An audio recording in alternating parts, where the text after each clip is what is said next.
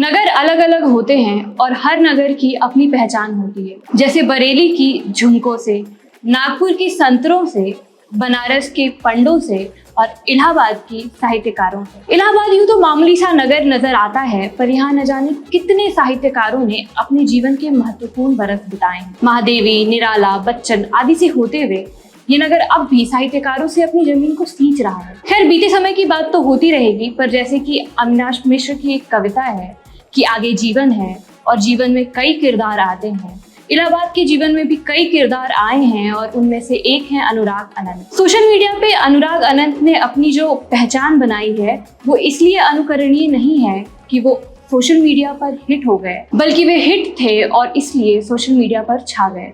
उनकी कविताओं में भावनाएं इस तरह से बिंध जाती हैं जैसे सुख और दुख में दो दोस्त आपस में गले मिलते हैं। प्रतिमान सिर्फ कविताओं के नहीं होते और मुहावरे केवल व्याकरण तक सीमित नहीं है। वे गली मोहल्लों में टहलते हुए कभी कभी किताबों के शीर्षक भी बन जाते हैं। मौत कोई मुहावरा हो या ना हो, लेकिन मुहावरे की मौत भी हो सकती है। मृत्यु के ठीक कगार पर खड़े उनके पात्र और उनकी कहानियां लंबे समय तक आपके साथ चलेंगी। किताब का नाम है मुहावरे की मौत। मैं हूं कृति और आज हम बात करेंगे अनुराग अनंत से।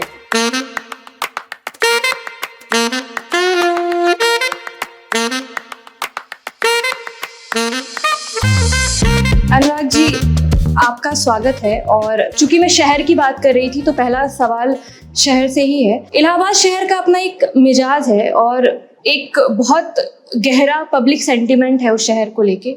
उस शहर ने आपको कैसे प्रभावित किया है? इलाहाबाद शहर से कम अपने आप में एक तिलिस्म है, एक विचार है जो जिसके साथ संवाद करता है वही उसे समझ सकता है। एक ऐसा आदमी जो सबसे नहीं बोलता, जिससे बोलता है वही उसकी शख्सियत से उसको पहचान सकता है। तो इलाहाबाद में जब मैं बड़ा हो रहा था तो खुशनसीबी से इलाहाबाद ने मुझसे बात की और इलाहाबाद ने जब बात की तो मुझे बात कहने का सलीका आया, देखने की सलाहियत मिली और जिससे जो मैं दृश्य देख रहा था उसके पीछे के दृश्य मुझे दिखने लगे। मुझे पता चलने लगा कि कोई भी चीज़ जब घटती है तो घटते घटते घटती है और वो जो घटते घटते घटती है उसी प्रक्रिया में कविता भी होती है, उसी प्रक्रिया में कहानी भी होती है। तो ये योगदान था इलाहाबाद का मेरी शख्सियत में। मुझे उस समय के बारे में बताइए जब आप थिएटर कर रहे थे और पढ़ाई कर रहे थे। उसके बाद आपने कुछ प्रतियोगिताएं जीती, उदय प्रकाश के फोन आने की घटना, ये सारी घटनाओं को एक बार आप संक्षेप में बताइए। ये कहने के लिए तो ये है कि घटनाएं क्रम में आपने कह दी, लेकिन ये जैसे मैंने पहले ही कहा, ये घटते घटते घटी हुई घटना है। मैं अगर अपने अतीत को याद करूं और अपने बैकग्राउंड में जाऊं तो एक गहरी आइडेंटिटी क्राइसिस से जूझता हुआ एक आदमी है जिसको उसकी पहचान धुंधली धुंधली अपने भीतर दिखती है, लेकिन वो चाहता है कि ये धुंधली पहचान बड़ी शफ़ाफ तरीके से, बड़ी सटीक तरीके से समाज में स्थापित हो जाए। मैं जिस तरह की पृष्ठभूमि से आता हूँ और वो वैसी नहीं है कि जहाँ पर आपको कोई सम्मान से बोले, क्योंकि मेरे पिताजी एक चाट की दुकान लगाते थे। जैसा समाज में है कि आपको आपके काम से जाना जाता है, तो क्योंकि लेबर क्लास जो मेहनत कश लोग होते हैं उनकी कोई वक़्त नहीं होती। तो जब मैं 9th-10th में था तो एक कविता प्रतियोगिता होती थी। कविता प्रतियोगिता नहीं, काव्य सम्मेलन होता था। वहाँ पे मैंने कविता पढ़ने की कोशिश की। मैंने कहा कि मैं भी कविता लिखता हूँ, मैं कवि हूँ। तो लोगों ने माहौल उड़ाया उसका कि चाट वाले एक लड़का क्या कविता पढ़ेगा, और मुझे मंच नहीं दिया गया। अच्छा। नहीं दिया गया, बल्कि साफ कहूँ तो मुझे मंच से उतार दिया गया। और वो रात थी और मैं रात में एक ऐसा झटका सा लगा मुझे कि यार मैं इनसे बेहतर कविता लिख सकता हूँ। मैंने जीवन को अलग तरीके से समझा है और मुझे मेरी बात कहने का कोई मंच दिया जाना चाहिए। तो रात का समय था, होली में ये कवि सम्मेलन होता था और मैं जब मंच से उतारा गया तो एक झटका हुआ और मैं इलाहाबाद स्टेशन तक बस रात के समय पैदल ही चलता चला गया। उस समय मैंने सोचा कि मैं लिखूंगा, लेकिन लिखूंगा तो कहाँ लिखूंगा, कौन बताएगा, क्या होगा। लिखता रहा, कॉपियों में जमींदोज होती रही कविताएं। वो कविता है कि नहीं है, मैं जैसा जो समझता था, देखता था, वो लिखता था। टर्निंग पॉइंट आता है जब मैं इलाहाबाद यूनिवर्सिटी पहुंचता हूँ। इलाहाबाद यूनिवर्सिटी पहुंचने के बाद मुझे कविता की कुछ समझ पैदा होनी शुरू हो जाती है। वहाँ पर थिएटर ग्रुप्स चलते थे और एक दिन बड़ी अच्छी सी घटना है, अच्छी सी क्या कहूँ, मतलब मजाकिया घटना है कि मैं छोटी छोटी ऐसी पंक्तियां लिखता था और मुझे चूंकि आइडेंटिटी क्राइसिस थी, इस तरह से आइडेंटिटी क्राइसिस सब मुझे जाने इस तरह से नहीं थी। ये थी कि मैं एक वो व्यक्ति हूँ जो आप नहीं जानते हैं, मुझे उस तरह से समझें कि मैं एक रचनाकार व्यक्ति हूँ। तो मैं कुछ कविताएं लिखता था, यूनियन हॉल पे जाकर लगा देता था और उसमें अपना नंबर लिख देता था, और जब कभी कोई फोन करता था तो मुझे बड़ी खुशी होती थी और मैं सोचता था कि यार मुझे पहचाना जाने लगा है। तो हमारे एक थिएटर के गुरु, पहले गुरु मैं कहूँगा उन्हें, कुमार विजय थे, और मैं उनसे कहता था कि देखिए भैया ये मैंने कोई फैन है मेरी कविताएं लगा दे रहा है। और वो 2-4 दिन सुने उस चीज को, उसके बाद उन्होंने कहा कि यार मैं जानता हूं तुम्हें, तुम ही अपनी कविताएं लगा देते हो और कह रहे हो फैन है। तो बड़ी शर्मिंदगी हुई मुझे। फिर उन्होंने बैठा करके मुझे समझाया कि कविता का मतलब क्या है। धीमी आंच पे चढ़ी हुई भावनाओं की पतीली है जिसमें जब वो चाय बन जाएगी और लोग उसको पिएंगे तो कहेंगे वाह वाह, इस तरह से कि उस वाह में हल्की सी आह भी मिली रहेगी। अगर उस आह और वाह को मिलाने का अनुपात तुम सीख जाओगे तो कवि हो जाओगे। तो उस दिन से फिर मैंने उस तरह से देखना शुरू किया और कविताएं लिखना शुरू किया। कहानी तो बहुत देर में लेकिन एक चीज थी कि वो ईमानदार होकर लिखने की बात कहते थे। वो कहते थे कि अगर तुम्हें ये जज्बा महसूस हो रहा है कि तुम पुलिस की लाठी खा सकते हो, जनता की बात कर सकते हो, जेल जा सकते हो, तो जेल की कविताएं लिखना, झंडा बरदारी की कविताएं लिखना, आंदोलन की और जुलूसों की कविताएं लिखना, नहीं तो बिला वजह की कविताएं मत लिखना, नहीं तो नेतागिरी हो जाएगी, कविता नहीं रहेगी। तो वो ईमानदारी साधने की जरूरत मैंने हमेशा महसूस की। लेकिन कहानी मैंने उदय प्रकाश की उसी दौरान लगभग 2009-10 में पढ़ ली और उसको पढ़ने के बाद बुरी तरह से डर गया। डर इसलिए गया कि मुझे लगा कहानी इस तरह से होती है, किरदारों के भीतर घुस जाना, उसके दिमाग की पूरी परतें उधेड़ कर रख देना, एक एक्सरे बिछा देना जिसमें सब कुछ उलझा हुआ सा दिख रहा है लेकिन बड़ा स्पष्ट है। तो मेरे जहन में ये आया कि यार अगर इस तरह से कहानी लिखी जाएगी तो मेरे अंदर इतनी काबिलियत नहीं है शायद कि मैं कहानी लिख सकूं। लेकिन फिर मैं सेंट्रल यूनिवर्सिटी ऑफ गुजरात गया और वहां पर एक घटना होती है जिसमें मैं हॉस्पिटल में 2 दिन के लिए गया। पहली कहानी मेरे जहन में तारी होती है जब मैं अस्पताल के बेड में होता हूँ और सारी कहानी एक चलचित्र की तरह मेरे दिमाग में चल रही होती है और मुझे ये पहली कॉल महसूस होती है कि मुझे इस कहानी को लिखना चाहिए और मैं वहीं पर कुछ पन्नों में नोट्स लेता हूँ और आ करके उसको हॉस्टल में लिखता हूँ। लेकिन वो कहानी पूरी नहीं होती। कहानी पूरी होती है 2 साल बाद, जब 2016 होता है और ललन टॉप एस्टेब्लिश हो चुका होता है, 2-3 महीना होता है। मेरे एक दोस्त हैं गौरव आसरी, उन्होंने कहा कि यार तुम कुछ लिखे हो कहानी वगैरह। मैंने कहा कहानी वगैरह तो मैंने कभी नहीं लिखी है, लेकिन एक कहानी जैसा कुछ है मेरे पास, मैं उसे देखता हूँ। मैंने सौरभ सर को भेजा उसे और रात में ही उनका मैसेज आता है कि कहानी तुम्हारी बहुत अच्छी है और मैं इसको पब्लिश करता हूं। तो वो पहली कहानी मीरा पिताजी मासूम पेंटर पब्लिश हुई।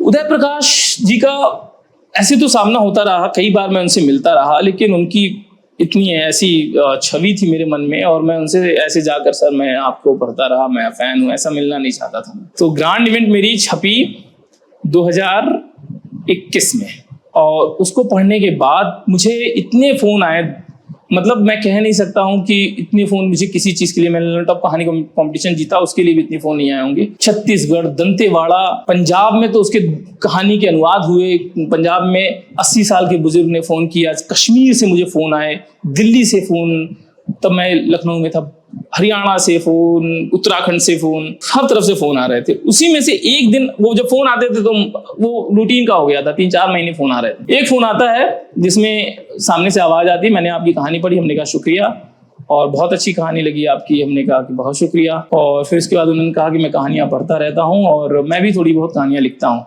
मैंने कहा अच्छा सर ठीक है, कहाँ रहते हैं सर? मैंने उनसे पूछा तो उन्होंने कहा कि मैं दिल्ली में रहता हूँ। मैंने कहा अच्छा सर क्या करते हैं आप? तो कहे कि मैं ऐसा कुछ नहीं करता हूँ। तो मैंने कहा सर मैं, अगर आप बुरा ना माने तो मैं नाम जान सकता हूँ? तो उन्होंने कहा उदय प्रकाश। तो मैंने कहा सर लेखक उदय प्रकाश? जब उन्होंने कहा हाँ मैं लेखक उदय प्रकाश बोल रहा हूँ, फिर तो एक वही व्यक्ति समझ सकता है जो वो मेरे हाथ पांव कांपना शुरू हो गया, मेरी आवाज खत्म हो गई, मैं क्या बोलूंगा उनसे। फिर मैंने कहा सर आप, उन्होंने वो टर्म कहा कि मैं 10 साल बाद ऐसी कोई कहानी पढ़ रहा हूँ जिसमें मुझे प्रयोग के स्तर पर इतनी परतें दिख रही हैं। और फिर उसके बाद उन्होंने कहा कि आप मुझे अपनी पुस्तक भेजें और जितना कुछ लिखा है आप भेजें मुझे, मैं उसको पढ़ना चाहूँगा। लेकिन मेरी फिर भी हिम्मत नहीं हो रही थी कि मैं ऐसा कुछ कर पाऊँ। फिर लोक भारती से इसको छापने के लिए कॉल आया और उससे पहले भी और प्रकाशन मुझे कांटेक्ट में थे, लेकिन मैं चाहता था कि मेरी बचपन की याद लोक भारती से जुड़ी हुई थी, मैं लोक भारती जाता था और पूछता था कि कैसे किताबें छपती हैं, तो जब वहां से कॉल आया तो मैंने अपनी किताब दे दी और फिर उदय जी को मैंने अपनी पांडुलिपि भेजी। बहुत बीमार थे उस समय, मैं जीवन में जो शुक्रिया और धन्यवाद शब्द होता है वो कृतज्ञता व्यक्त करने के लिए नाकाफी है, लेकिन फिर भी मैं बार बार उनको धन्यवाद कहूंगा कि उतनी बीमार होने के बावजूद उन्होंने इतनी लंबी भूमिका लिखी, बहुत प्यारी भूमिका लिखी, काफी अच्छी प्रस्तावना है। बल्कि तो ये बहुत लंबी प्रक्रिया थी जिसमें ये सब डेवलप होते होते होते घटते घटते घटा। तो आपकी जितनी भी कहानियां हैं और अधिकतर कविताएं, सब में दुख बहुत ही प्रधान भाव है, जबकि जीवन तो सभी तरह की भावनाओं से मिलकर बना होता है। इतना सारा दुख क्यों है? क्या जवाब हो सकता है इतना सारा दुख है? ये तो आप जब ढूंढने निकलेंगे, जैसे बुद्ध ढूंढने निकले थे, तो उन्हें क्यों खुशी, आह्लाद, प्रसन्नता क्यों नहीं दिखा? उन्होंने क्यों कहा जीवन दुख है? दुख का कारण है, कारण का निवारण है। जब इतना बड़ा फिलोसोफर दुनिया का ईमानदारी से देखने के लिए निकलता है तो उसको लगता है कि जीवन दुख ही है। अब बताइए खुशी की क्या परिभाषा है?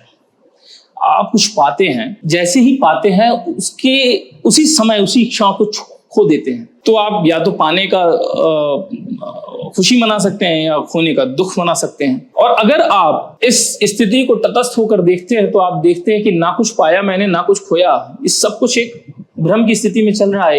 एक ऐसी स्थिति है जिसमें कुछ भी प्रॉफिट एंड लॉस नहीं हो रहा है, और आप कह सकते हैं कि एक निहिलिस्ट थॉट है कि कुछ भी नहीं हो रहा है। तो उस तरह की तटस्थता से जब हम देखते हैं तो वहां पर एक दुख का भाव आता है। वो एकदम निराशा वाला दुख नहीं है, वो दुख ये है कि जीवन कत्थई में है, कहीं ब्लैक एंड व्हाइट में नहीं है। मैं कभी नहीं कह रहा हूं कि एकदम सब कुछ खत्म हो चुका है, मैं कभी नहीं कह रहा हूं सब कुछ रेशमी है, सब कुछ सुनहरा है, सब कुछ मखमली है, ये नहीं है। लेकिन जो बीच का है ना, वो खुरदुरा है। मैं ये कह रहा हूं वो खुरदुरा है, और वो खुरदुरा होना चाहिए। इसलिए होना चाहिए कि अगर वो चमकीला, सरपिटीला और ऐसा चिकना सा होगा तो आप फिसल जाएंगे। अगर आप अपने पांव जमीन पर टिका कर चलना चाहते हैं तो आप इस बात की ताकीद करिए, इस बात को स्वीकारिए कि वो जो बीच की जमीन है वो खुरदुरी जमीन है। और मैं इस बात को मानता हूं कि उस खुरदुरे में ही जीवन है। कई लोग कहते हैं कविताएं लिखना गद्य लिखने से ज्यादा मुश्किल होता है, जबकि बाकियों के लिए गद्य ज्यादा मुश्किल है। आप चूंकि दोनों ही लिख रहे हैं, तो आपके लिए कौन सा ज्यादा मुश्किल है? इतना डिफरेंशिएट नहीं है कि कविता कहाँ है और कहानी कहाँ है। आप मेरी कविताओं को भी देखेंगे तो उसमें एक कहानी है, एक नैरेटिव है, और कहानियों में भी कविता है। तो कब गद्य कविता में चला जाता है और कब कविता गद्य में आ जाती है, वो बहुत अंतर नहीं है वहां पर। और कठिन और सरल का सवाल नहीं है। सवाल यह है कि मैं कोई स्विच नहीं है कि मैं इधर जाऊंगा और कवि हो जाऊंगा, इधर जाऊंगा कहानीकार हो जाऊंगा। वो जो कथ्य है वो अपने कवि को टूल की तरह यूज करता है। जो कथ्य है वो अपना शिल्प डिसाइड कर लेता है। वो मेरे भीतर से वो कहता है ना कि ये टूल है, ये 15 नंबर का पाना लाना, 5 नंबर का पाना लाना, तो 5 नंबर का पाना कवि है, 15 नंबर का पाना गद्य है। तो कथ्य ने बुला लिया 5 नंबर के पाने आओ, तो 5 नंबर के पाने ने अपना काम कर दिया, कविता बन गई। 15 नंबर के पाने को बुलाया गया तो कहानी बन गई। तो वो कथ्य है जो मुझे कभी कवि बना देता है, कभी कथाकार बना देता है। कहानी लिखने में क्या पहले आता है? आपने जैसे कह दिया कि कथ्य ही है जो शिल्प ढूंढ लेता है, तो विचार पहले आते हैं या पात्र पहले आते हैं और उनके बाद कहानी बनती जाती है? आपके साथ क्या होता है? कभी कभी तो जैसे आइडिया कहाँ से आ रहा है, कोई पात्र ही है जिसने मुझे रोक लिया। अब बात किससे करते हैं? जो इंटरेस्टिंग होता है उसी से बातचीत होती है, उसी से आपका राब्ता होता है, उसी से दोस्ती होती है, उसी से आपकी दुश्मनी अदावत जो भी है रिश्ता उसी से बनता है, जो आपको रोक सकता है, अट्रैक्ट कर सकता है। तो विषय भी इसी तरह से हैं। आप दुनिया में चलते रहते हैं, घूमते रहते हैं, एक्सपीरियंस करते रहते हैं। कोई कथ्य होता है जो आपकी कलाई थाम लेता है और कहता है थोड़ा रुक के बैठ के बात करते हैं। जब आप रुकते हैं, बैठते हैं, बात करते हैं उसके साथ, उस कथ्य, उस विषय, उस व्यक्ति विशेष के साथ, उस बात विशेष के साथ, उस घटना विशेष के साथ कुछ समय बिताते हैं, तो वो अपनी दुनिया में ले जाता है आपको। वो दुनिया कितनी चमकदार है, कितनी डरावनी है, कितनी अच्छी है, कितनी चमकीली है, कितना चुंबकीय है, वो फिर दुनिया में घुसने के बाद पता चलता है। और वहीं पर ये डिसाइड होता है कि आप इस दुनिया को किसी से कहना चाहते हैं कि नहीं। फिर दूसरी जो मेरी कसौटी ये है कि मैं कहानी की परिभाषा के नजदीक अपनी एक बात महसूस करता हूँ कि जो कहा नहीं गया वही कहानी है। कहा नहीं कहानी, तो जो कह दिया गया है उसके लिए तो आप लेख लिख दीजिए, निबंध लिख दीजिए उसको, और अगर कुछ विशेष दिख रहा है तो उसमें कविताएं भी आ सकती हैं। लेकिन जो कॉम्प्लेक्स है, कॉम्प्लेक्स इन नेचर है, जहां पर आपको अपनी पूरी आयुध लेकर उतरना है, उस कॉम्प्लेक्सिटीज के साथ डील करना है, तो फिर कहानी की तरफ मैं जाता हूँ। लेकिन आपकी किसी भी कहानी का कोई पात्र, वो सब उस कॉम्प्लेक्सिटी को जी रहे हैं, अपनी आइडेंटिटी को खो रहे हैं, उसको पार करके निकलता हुआ कोई नजर नहीं आता है। मुझे मतलब सुखांत वाली कहानियां समझ नहीं आती हैं कि सब कुछ, मतलब हो सकता है कभी मैं लिखूं, लेकिन अभी जीवन में मेरे अनुभव ने जैसा दिखाया है, सुखांत कुछ नहीं होता। एक नायक जो जीता हुआ प्रतीत होता है, दरअसल वो पर्सपेक्टिव है जिसने हमें जीत को, सिर्फ और जीत को सेलिब्रेट करना दिखाया है, हमें दूसरी तरफ देखना नहीं आया है। एक नायक जब अपनी जय घोष कर रहा होता है और उसकी प्रशस्ति गा रहे होते हैं लोग, उसके दिल के किसी कोने में वो हिसाब किताब भी चला होता है कि इस युद्ध को जीतने में उसने कितना कुछ खोया है। तो मेरा जो लेखक है, मेरा जो कवि है, मेरा जो कहानीकार है, उस हिसाब के साथ बैठकर, उस हिसाब करने वाले व्यक्ति के बगल में बैठकर उसकी नोटबुक में झांकता है कि यार उसने क्या घटा दिया, क्या कर दिया। मसलन कोई आईएएस है, उसने इंडिया टॉप कर लिया, और जब वो सब कैमरा लेकर उसके सामने इंटरव्यू ले रहे होंगे और लोग इंस्पायर हो रहे होंगे, तो कहीं किसी मन की किसी कोने में उसकी किसी प्रिय का छूट जाना होगा, जरूरी दोस्त की शादी में न जाना हुआ होगा, कोई उसके घर में हो सकता है बीमार रहा हो, वो घर न पहुंच पाया हो, तो वो हिसाब भी कोने में चल रहा होगा। तो मैं उसी हिसाब करने वाले के बगल में बैठ जाऊंगा और वहां से कहानी मिल जाएगी मुझे। जिस प्रयोग धर्मिता की बात उदय प्रकाश कर रहे थे, निश्चय ही वो शिल्प में है, कथ्य में है। जब घटनाओं की बात आती है तो लगभग सभी कहानियों में दंगे, हत्या, बलात्कार, जो आइडेंटिटी क्राइसिस है, सिस्टम का फेलियर है, लगभग सभी कहानियों में एक ये पैटर्न है। क्या ये पैटर्न आपने डिकोड कर लिया है कि ये पैटर्न चल रहा है इसलिए मैं लिख रहा हूँ, या इसको पब्लिक सेंटिमेंट मिल रहे हैं इसलिए लिख रहा हूँ, या कोई और वजह है? नहीं, मैं जब ये सारी घटनाओं को लिख रहा हूँ ना, तो ये घटनाएं जिस तरह पहले लिखी गई हैं उस फॉर्म में नहीं लिख रहा हूँ।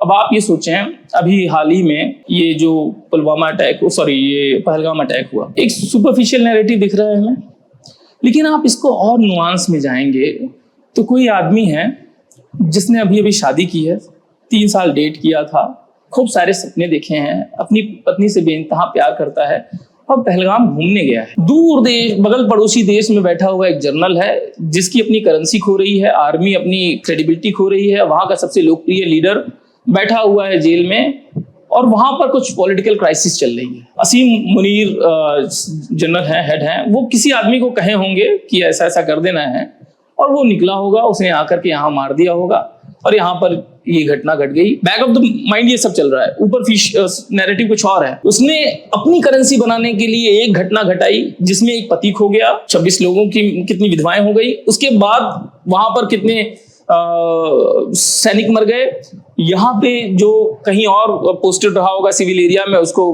बॉर्डर पे जाना हुआ, वो मर गया। तो वो जो घटना थी करेंसी पाने की, फिर से अपने देश में रिलेवेंट हो जाने की, और एक थॉट आया होगा मन में कि कुछ ऐसा कर दिया जाए, उसके कॉन्सिक्वेंसेस आए कानपुर तक। किसी को कुछ कनेक्शन दिखता है? नहीं दिखता। उस कनेक्शन में मैं देखता हूं कि जो जितनी भी बड़ी घटनाएं घटती हैं उसके भीतर छोटी छोटी छोटी छोटी घटनाएं हैं, और वहां पर मुझे लगता है कि वो जाना चाहिए लेखक को। वहां पर एक इंटरवेंशन होना चाहिए, क्रिएटिव इंटरवेंशन होना चाहिए। वैसे जैसे कि आप ग्रांड इवेंट में देखें, शहर में दंगा होता है, लेकिन दंगा क्यों होता है? क्योंकि जो विधायक जी हैं वो जिनके घर में जाते हैं, वहां पर जिस महिला के साथ उनके संबंध हैं, वहां पर उसके पति या उसके बेटे को ये बात पता चल गई है। अब वो उतना स्मूथ फंक्शनिंग हो नहीं रहा है, तो वो उसके पति को मरवाने के लिए एक दंगा रचते हैं। उसकी कॉन्सिक्वेंस में वो बेटा कैसे उनको मारने के लिए वो क्या करता है। तो ये सारे बड़ी घटनाएं किसी छोटी घटना से मिलकर के बनते हैं, होते हैं। अब आप जैसे भारत का बंटवारा देखें, जब और नीचे जाएंगे तो आपको दिखेगा कि एक ही समय पे सावरकर जो बात बोल रहे हैं 1907 के आसपास, और जिन्ना भी वैसे ही कैरेक्टर है, सेकुलर कैरेक्टर 1907 के पास। 2 दशक में at the fall of the 20s जिन्ना भी वैसे ही हो जाते हैं, सावरकर भी वैसे हो जाते हैं। क्या है ये ट्रांसफॉर्मेशन की बीच में? उसमें बीच में जिन्ना की शादी भी होती है, जो कि अपने से 20 साल छोटी, 20-22 साल छोटी लड़की के साथ होती है।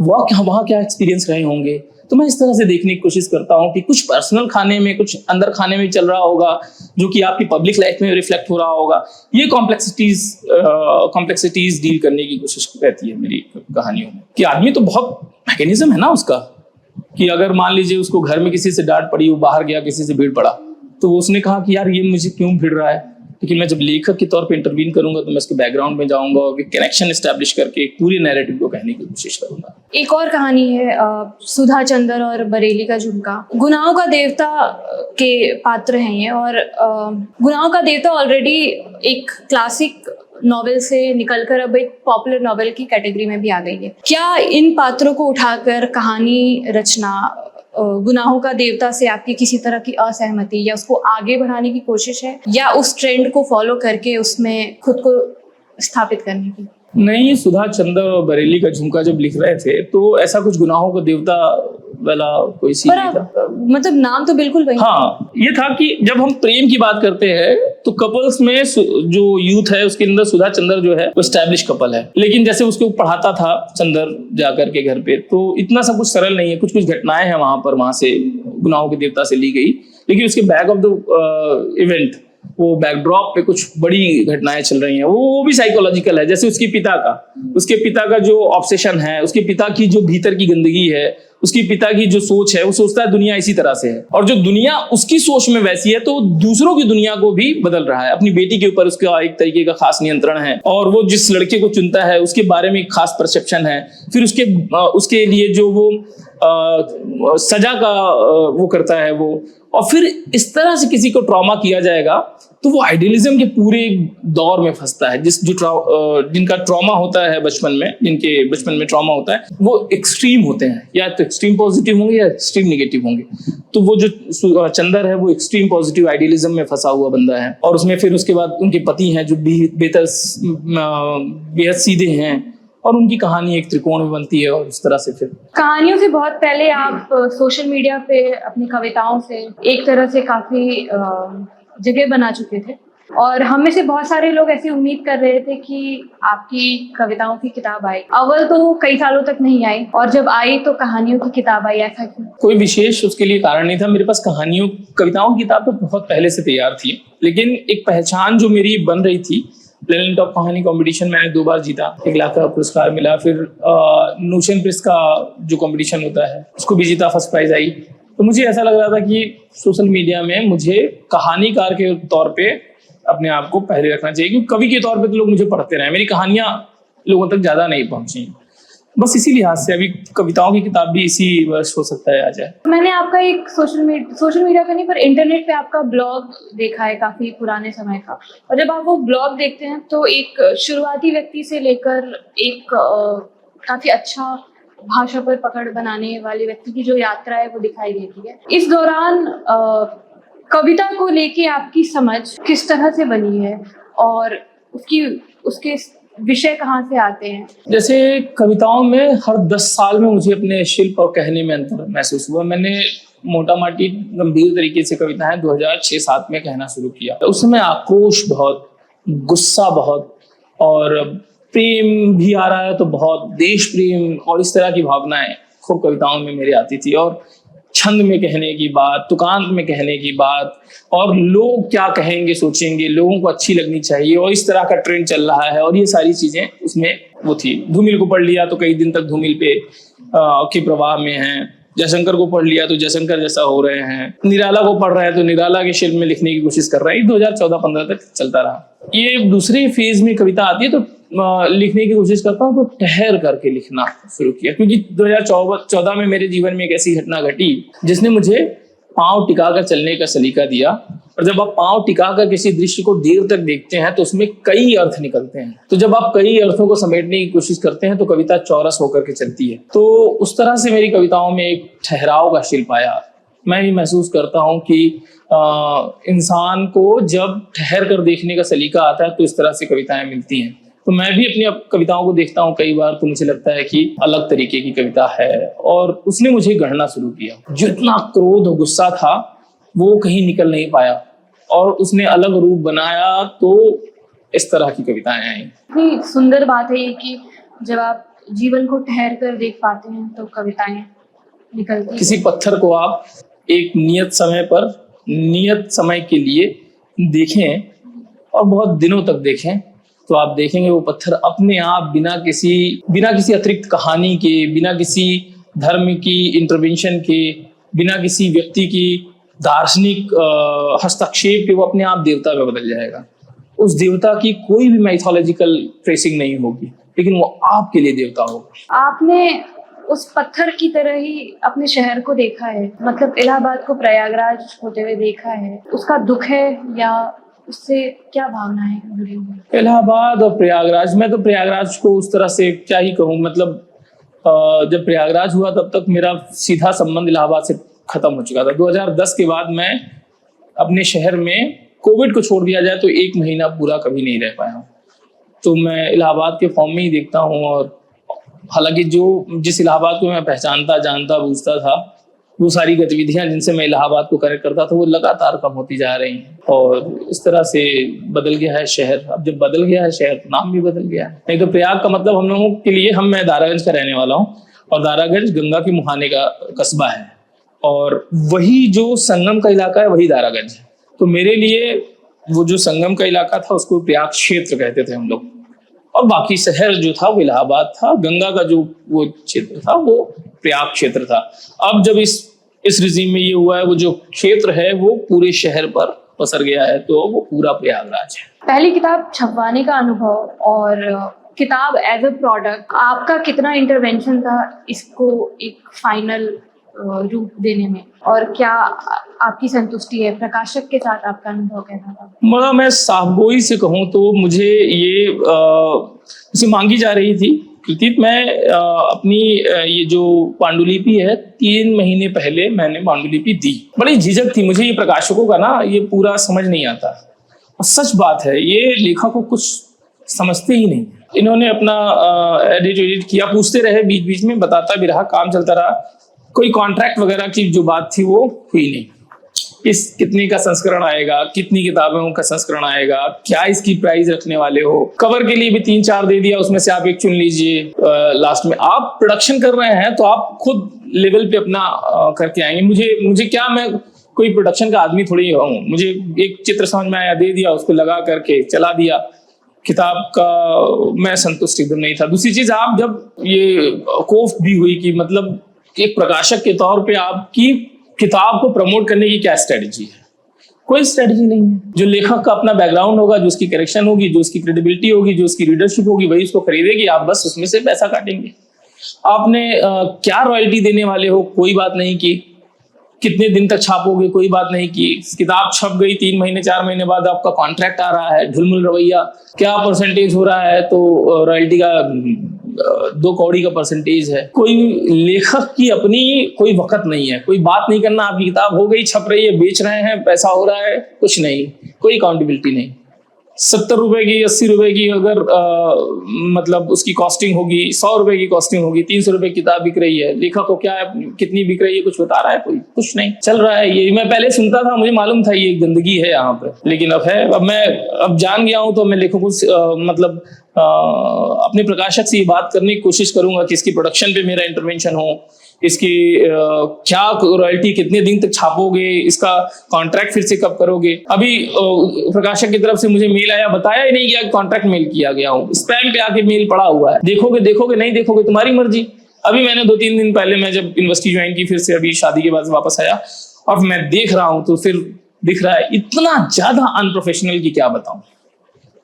अभी मेरे प्रकाशक है, नहीं बुरा लगेगा तो लगे बुरा। मुझे लगता है इस बारे में ज्यादातर लोग बात नहीं करते हैं इसलिए, पर अगर ये एक इंडस्ट्री की ही समस्या है तो इस पे बात होनी चाहिए। ये सारे लोग डेमोक्रेटिक बनने वाले लोग हैं, ये सारे लोग लेखकों की बात करने वाले लोग हैं, लेकिन इनके पास इतना भी वो नहीं है कि ये जा करके एक लेखक को उतनी इज्जत दे, उतनी बात करे, उसको कम से कम शेयर तो करे, उनको बताएं तो कितना रॉयल्टी देने वाले हो, कितने का संस्करण छाप रहे हो। कहने वाली बातें अलग हैं, करने वाली बातें अलग हैं। जैसे दुख है तो दुख का कारण है, निवारण है, तो इस समस्या का क्या हल होना चाहिए? लेखक को मुझे लगता है कि अपने सर्कुलेशन पे, अपने पब्लिकेशन पे, अपने नेटवर्क पे, इस पे खुद पे बात करनी पड़ेगी, काम करना पड़ेगा। क्यों नहीं करते हैं लोग? जैसे आप बात कर रहे हैं, काफी एस्टैब्लिश्ड लोग हैं जो बिल्कुल भी मुद्दे पर बोलते ही नहीं। बोलते नहीं है क्योंकि उनको लगता है इतना सब कुछ कहाँ मैं प्रकाशन करूंगा, फिर बेचूंगा, फिर ये करूंगा, इस सब हेडेक में पढ़ना नहीं चाहता, लिख रहा है। और मुझे लगता है कि प्रोफेशनल राइटिंग की भी कमी है। हम लेखक जो है हिंदी के ना, अभी जैसे मैं अपने ऑडियंस को सोच के नहीं लिखता हूँ क्या पसंद किया जाएगा क्या नहीं किया जाएगा, वो उसका एडिट डायमेंशन नहीं चाहता हूँ कि मुझे एक डिमांड एडिट करे मुझे। अब जब इस तरह से सोचने लगेगा, कॉमर्शियल हो जाएगा, तब इन लोगों को कॉमेंट किया जा सकता है जो ऑर्गेनाइज्ड पब्लिक। मेरा ख्याल है कि जो ज़्यादा कॉमर्शियलाइज्ड राइटर हैं और जो ज़्यादा पॉपुलर फिक्शन के पॉपुलर कैटेगरी के राइटर हैं, उनके साथ हो सकता है चूंकि उनका कद भी बड़ा हो जाता है तो हो सकता है उनके साथ ये ना किया जाता हो। लेकिन नहीं, अब तो मैं प्रकाशक के, अब मैं जान गया हूँ थोड़ा कि प्रकाशक से बात करनी पड़ेगी इस पे, और हो तो फिर ठीक है, नहीं तो फिर। तो जैसा कि आप बता रहे थे कि प्रकाशक भी बहुत बड़े स्तर पर इस बात पर निर्भर हैं कि लेखक का खुद का इमेज सोशल मीडिया पे और पब्लिक में कैसा है, और आप को कविताओं में स्टैब्लिश करने में सोशल मीडिया का बहुत बड़ा हाथ है। सोशल मीडिया के बारे में कुछ बात करना चाहती हूँ। सबसे पहले तो ये कि सोशल मीडिया पे जब कोई आपको बहुत राजनीतिक कह के या बहुत ही, जैसे मैंने आपको कहा कि बहुत ही दुख भरा लेखन है, इस तरह कह के कोई आपको खारिज करता है तो आप क्या प्रतिक्रिया देते हैं? कोई प्रतिक्रिया नहीं है। खारिज करने वाले लोग एक तरफ जाएंगे ना, पसंद करने वाले लोग एक तरफ जाएंगे। यही प्रोसेस है रीडरशिप बनने की। जो लोग आपको पसंद करते हैं वो आपको पसंद करें, ये नहीं कि आप उनकी पसंद के हिसाब से अपने आप को एडिट करेंगे तो आपका शिल्प ही नहीं बन पाएगा। ऐसे बहुत सारा समय गुजरा जिसमें जो लोग पसंद करते थे उन्होंने पढ़ना शुरू किया, और जो लोग नापसंद करते थे उन्होंने अनफ्रेंड कर दिया, ब्लॉक कर दिया या फिर अनफॉलो कर दिया। उसके लिए आप परेशान होंगे तो फिर नेगेटिव कमेंट्स तो आते होंगे ना आपके बाद? नेगेटिव कमेंट्स आते थे, आने वो तो ठीक है, प्रोसेस है, तो आएगा। और कई बार मेरी तरफ से भी क्या होगा, जब देख रहा हूँ कि सिर्फ इसको नेगेटिव इंटरवेंशन ही करना है, उसमें कोई संवाद नहीं है, तो मैं भी ब्लॉक कर दूंगा। वहां तो ऑप्शन है ना, वहां तो ऐसा है नहीं कि घर हो गया है, रिश्तेदारी हो गई है, अब इनसे कोई सूरत नहीं बची इनसे रिश्ता तोड़ने की। हाँ, तो एक क्लिक पे खत्म हो जाएगा सर। मेरा दोस्त भी होगा बहुत अच्छा, तो मैं कह दूंगा कि सोशल मीडिया पे तुम्हारा मेरा राब्ता नहीं है, बाकी जिंदगी में है। अगर इतनी समझदारी नहीं है तो फिर आप सोशल मीडिया यूज करने लायक नहीं है। अनुराग, आपने मीडिया में भी कुछ समय तक काम किया है और अब आप मीडिया में काम करने को छोड़कर एक विश्वविद्यालय में पत्रकारिता पढ़ाते हैं।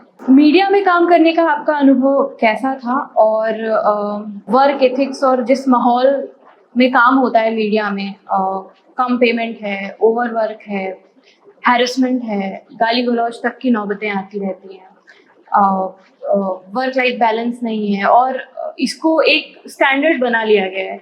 हमारे जैसे या पढ़ने वाले, जो भी पढ़ने लिखने वाले स्टूडेंट आते हैं, उनको यही कहा जाता है कि मीडिया का हाल ऐसा है, क्या आप खुद को इस तरह से एडजस्ट कर सकते हैं?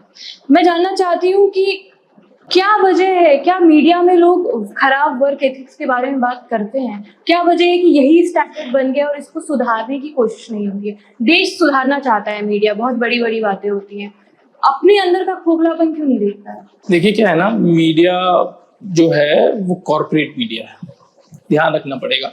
और कॉर्पोरेट की जो ड्राइविंग फोर्स है वो कंपटीशन है। अब इंटरनेट आने के बाद सिर्फ टीवी के साथ कंपटीशन नहीं है, उसका डिजिटल के साथ भी कंपटीशन है।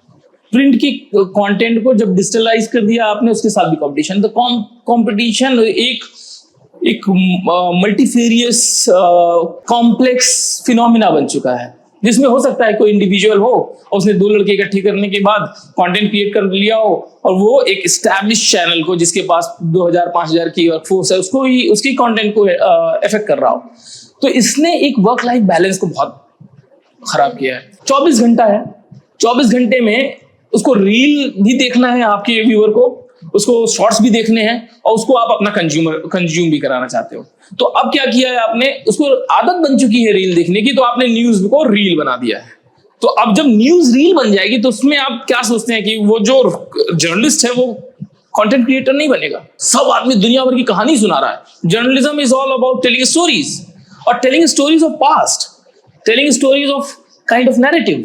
सो रिपोर्टिंग नदारद है, रिपोर्टिंग इंटरेस्टिंग नहीं है तो नहीं करना है आपको। चूंकि दुनिया भर के organised army different political affiliation के साथ कूद पड़ी है इंटरनेट में, और उसने एक consolidated pre conceived notion create कर दिया है ऑडियंस में, उससे कॉम्बैट करने की हिम्मत नहीं है मीडिया को, उसको जरूरत भी नहीं महसूस होती। तो उसने क्या किया है, उसने एक एस्टैब्लिश नैरेटिव, जो नैरेटिव एस्टैब्लिश होगा उसी के साथ बह जाएगी, ज्यादा व्यू चाहिए, क्लिक चाहिए।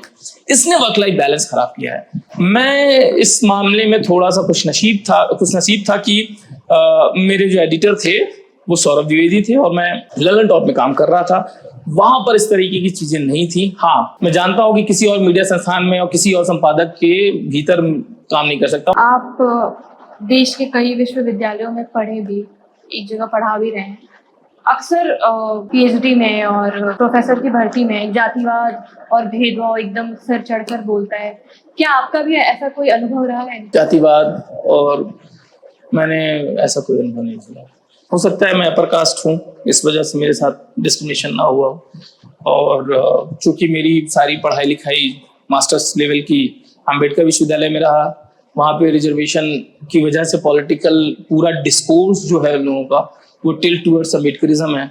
तो अम्बेडकराइट वहाँ बहुत मजबूत है, वहाँ पे कौन शोषण कर सकता है। तो मेरा खुद का अनुभव अपना डिस्क्रिमिनेशन का नहीं रहा है, और लेकिन ये यथार्थ है, होता है समाज में, और इसके लिए लोग आंदोलन करते हैं। अपने अपने खेमे हैं, अपनी अपनी खेमेदारी है, अपने अपने सिपा सलार हैं, सूबेदार हैं, सब अपने अपने मोर्चे पे हैं, सबके अपने नैरेटिव हैं, सबके अपने बल्लम है, बर्छी है, भाला है, सब लिख तैनात हैं। तो आपने चूंकि इस तरह से जातिवाद नहीं झेला है, लेकिन मेरे बहुत सारे साथी हैं, बहुत सारे लोग हैं, यहाँ मौजूद लोग भी हैं जो किसी न किसी तरीके से जातिवाद के शिकार होते रहे हैं। आपको क्या लगता है, क्यों होता है ऐसा? क्यों जातिवाद? जातिवाद जो है ना, उसको वर्चस्ववाद कहिए। वहां पे जहां पर शक्ति होगी, जहां पर सत्ता होगी, वहां पर एक तरीके का डोमिनेंस आएगा, और वहां पर दूसरे व्यक्ति को ये बताया जाएगा तुम्हारे पास शक्ति और सत्ता नहीं है।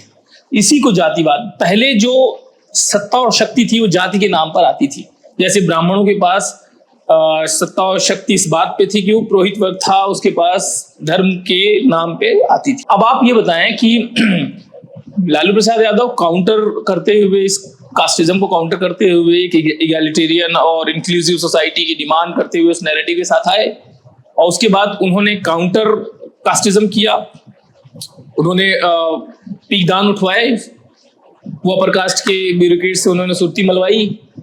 मायावती थी, उन्होंने काउंटर करते हुए जब वो सत्ता में आती हैं तो ब्यूरोक्रेट से जूतियां उठवाती हैं, सलाम करवाती हैं, कोई पैर नहीं छूता तो उसे मंत्री नहीं बनवाती हैं।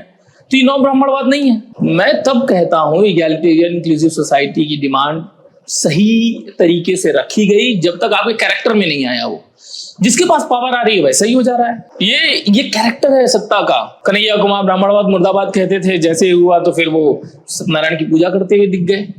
जब मेन स्ट्रीमिंग आती है, जब सत्ता आती है, तब डिसाइड होगा आपका कैरेक्टर क्या है। ब्राह्मण मेन स्ट्रीम में था तो वो सत्ता के साथ करता था। अभी मेन स्ट्रीमिंग होने दीजिए, जिसकी भी मेन स्ट्रीमिंग होगी, सत्ता होगी, वहां पे कसौटी लगा कर देखिए। अभी जो जिन दलितों के यहाँ नौकरी लगी, जो अफसर हुए, वो जो पहुंचते हैं उनके घर में अपने घर की मेट्स के साथ कैसा व्यवहार करते हैं वो देखिए, वो पता चलेगा। जिसके पास सत्ता नहीं है, जिसके पास शक्ति नहीं है, जो वनरेबल है, उसको पता चलता है डोमिनेंस क्या है। उसको अलग नाम दे दीजिए, जातिवाद है, ये है जातिवाद है, लेकिन सत्ता और शक्ति बदलती है तो बदल जाता है। तो वो जो वीक फैक्टर है, या जो कहें कि डिसिसिव फैक्टर है, वो पावर है। वो एक मैं चूंकि मेरे पास पैसे नहीं थे और मैं जिस जगह से आता हूँ इलाहाबाद, वो एक ऐसा इलाका है जहां पर जो निषाद है, निषाद डोमिनेंट क्लास है। क्यों? क्योंकि उसके पास बालू के ठेके हैं, उसके पास यात्री ले जाने के लिए नावों के ठेके हैं। अभी आपने कुंभ बीता है, देखा होगा, करोड़ों रुपया वहां के एक निषाद ने कमाया, जिसका जिक्र योगी जी ने किया। अब बताइए कोई है जिसके पास दम जो उसको दबा ले? वहां का इतिहास जानने वाले जानते हैं, करवरिया से लड़ाई हुई है उन लोगों की, और लगातार वर्चस्ववादी पूरी जंग में शामिल रहे हैं। यादव वहां पे बहुत स्ट्रांग है, तीसरा तबका ब्राह्मण भी है। तो उसको उस तरह से क्या होता है ना कि सब अपने नैरेटिव, जिसको मैं कह रहा था बर्छी बल्लम से निकाल के करते हैं, अपना नैरेटिव पकड़ लिया, ये कर रहा है। मेरा अब इस पे विश्वास नहीं रह गया। नैरेटिव सिर्फ टूल है। अब जो दलित जिसका पैसा नहीं है, उसको कोई लेके आ रहा है अपलिफ्ट करने? नहीं। जिस ब्राह्मण के पास पैसा नहीं है उसको कोई मदद कर रहा है? नहीं। सिर्फ झूठी आइडेंटिटी क्रिएट करके एक नैरेटिव बना करके और सिंगल विंडो निगोशिएशन चल रहा है। मेरे कई सारे साथी हैं जो इस बात से बहुत हताश हैं कि नेट के एग्जाम के बाद और पीएचडी करने के रास्ते में उनका कास्ट बहुत बड़ी रुकावट है, क्योंकि अधिकतर जो प्रोफेसर हैं वो ब्राह्मण हैं या ऊंची कास्ट से बिलोंग करते हैं। पावर का डोमिनेंस है, लेकिन शायद हम उस तरह के कदम नहीं उठा पा रहे हैं हर किसी को शामिल करके उनको आगे लाया जा सके। ये एक बहुत दुख की बात है। नहीं, मैं बता रहा हूँ आपको कि मैं इसको डिनाई नहीं कर रहा हूँ, ये है। मैं इस बात पे कह रहा हूँ ये क्यों है और ये कैसे बदलेगा। अभी कास्ट सेंसस हो रहा है, कास्ट सेंसस में पता चलेगा इस देश की पॉलिटिक्स जैसे जैसे करवट ली है। 90s में करवट ली है मंडल कमंडल के बाद, अब ये करवट की धमक है। इसके बाद वो जो आपकी शिकायतें हैं वो खत्म हो जाएंगी। ये जब सवाल होने लगेगा, क्लियर हो जाएगा, वो बेपर्दा हो जाएगी चीजें, वो वहां पे क्लियर हो जाएगा, सब सही हो जाएगा। सही हो जाएगा इन सेंस कि वहां पर अकाउंटेबिलिटी पता चल जाएगी। आप पर्दा नहीं गिरा सकते। मतलब अपना पक्ष में इस तरह से रखती हूँ, जब नारीवाद की बात होती है तो उसके जवाब में अक्सर ये कह दिया जाता है कि जब नारियां सशक्त हो जाती है तो वो पुरुषों को दबाने की कोशिश करने लगती है। ये एक वैसा ही आर्ग्यूमेंट है कि जब एक जाति पावर में आ जाती है तो वो भले ही निचली जाति हो, मतलब निचली माने जाने वाली जाति हो, वो दूसरी जातियों को दबाने की कोशिश करने लगती है। हम शायद वो बैलेंस बनाने से चूक रहे हैं। मैं बहुत नया व्यक्ति हूँ इस मामले में, मुझे नहीं पता बैलेंस कैसे आ सकता है, पर हम सब भोग रहे हैं। मैं अपनी बात कह रहा हूँ, मुझे ऐसा लगता है कि बहुत घाक किस्म के लोग हैं सब नैरेटिव में, कोई दूध का धुला नहीं है।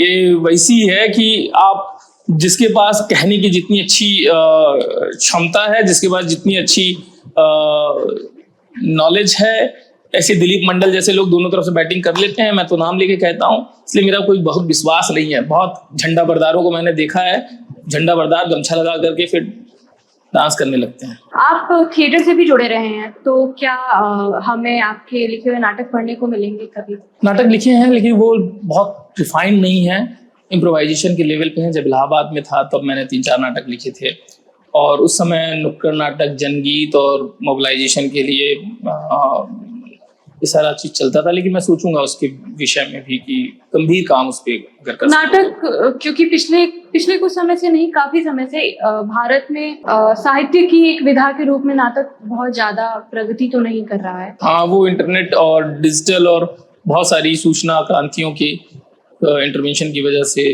जो ट्रेडिशनल फॉर्म था नाटक का, उसमें कुछ प्रगति नहीं है। लेकिन मैं सोचूंगा उसमें, क्योंकि शुरुआती तौर पे मैंने लिखे हैं नाटक। जब आप शुरुआती समय को याद करते हैं तो वो कौन कौन से लोग हैं जिनको पढ़ते थे, सीखने के लिए जिनकी ओर देखते थे? और इसके साथ ये सवाल कि आपको कई बार कहते हुए सुना जाता है कि जो नया लिखने वाले लोग हैं उनको इतना ज़्यादा पढ़ने पे फोकस नहीं करना चाहिए, और ये जो बात है बिल्कुल इसके विपरीत है जो बाकी लोग बताते हैं। आप किसी से पूछ लीजिए, वो कहते हैं कि पहले पढ़ लेना चाहिए ताकि उनको पता चले कि क्या क्या लिखा जा चुका है उसी विषय के बारे में।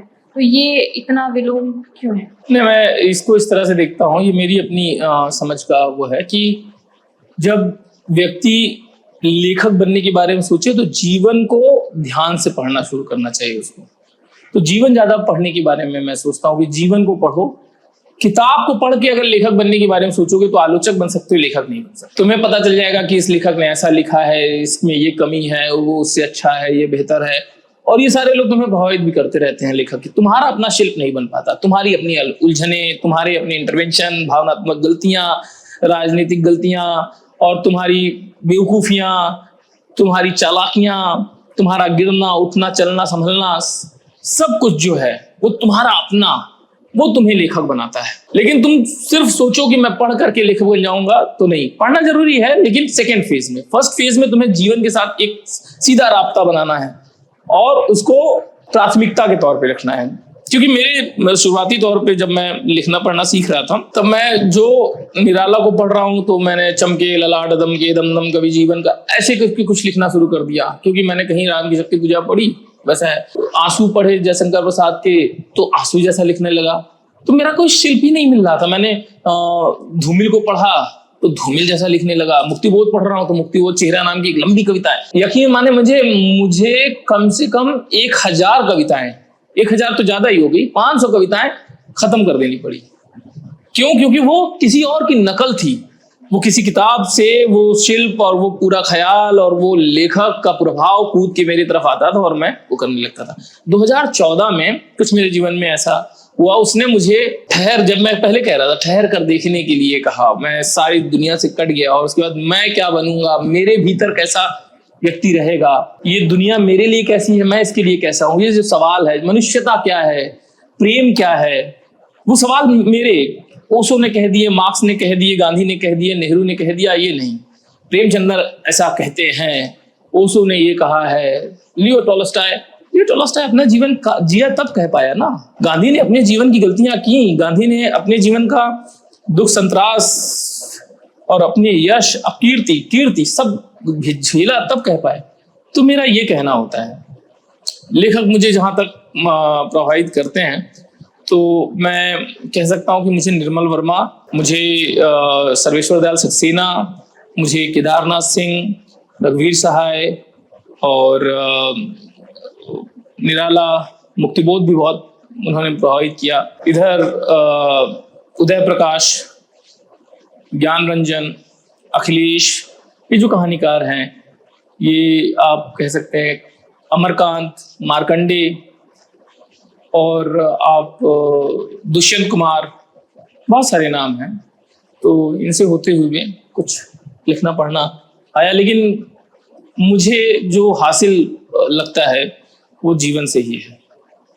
जब वो रातें थीं और मैं टहलता रहा और जब कुत्ते भौंकते थे तो सिर्फ भौंकना नहीं होता था, कुछ और होता था। वो जो कुछ और है ना, वो कविता थी, वो कहानी थी। वो जैसे कहते हैं ना कि जो भी वो सलाहियत, वो ख्याल, वो खुमारी, वो खत जो आपको दृश्य से इतर कुछ जोड़ दे किसी और से, वो जो आपके भीतर का मिजाज है, वो जो कैफियत है, वहां पे कविता आती है।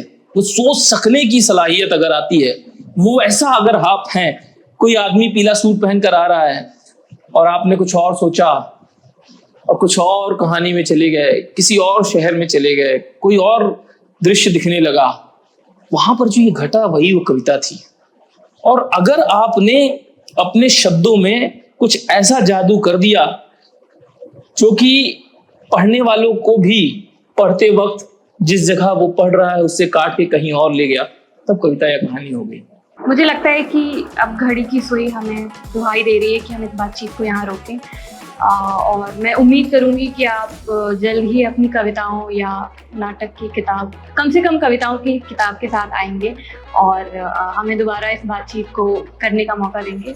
फिलहाल आप यहाँ आए और आपने अपना समय दिया हमें, इसके लिए बहुत धन्यवाद। और अगर आपको ये वीडियो अच्छा लगा तो हमें लाइक करिए, शेयर करिए, अपने विचार हमें कमेंट में बताइए और साहित्य की दुनिया से जुड़े रहने के लिए हिंदीनामा को सब्सक्राइब करिए।